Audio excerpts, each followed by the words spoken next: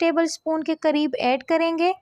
चाहे फ्रेंड्स तो आप रबड़ी भी ले सकते हैं, लेकिन हम कुनाफा जो है वो झटपट बनाएंगे, तो हमने जो फ्रेश दूध की मलाई है वो ली है और बस इसको हम 2 से 3 मिनट के लिए मिक्स कर लेते हैं। बाकी इसके अंदर हम बादाम पिस्ता ऐड करेंगे और फ्लेम हमारी जो है वो नीचे से थोड़ी सी लो हमने रखी है और इसको हम 2 से 3 मिनट के लिए मिक्स कर लेंगे। मिक्स करने के बाद फ्लेम को ऑफ करते हैं और इसको एक बोल के अंदर हम ट्रांसफ़र करते हैं और थोड़ा सा 2 से 3 मिनट के लिए ठंडा करते हैं। इतना ठंडा करेंगे ताकि हमारे हाथ जो है वो इसको बर्दाश्त कर सके। फिर हम इसके साथ क्या करेंगे व्यूअर्स, कैसे हम इसको रेडी करते हैं, आप जो है रेसिपी को देखते जाइए। यहाँ पर ये थोड़े से कूल डाउन हो गए हैं।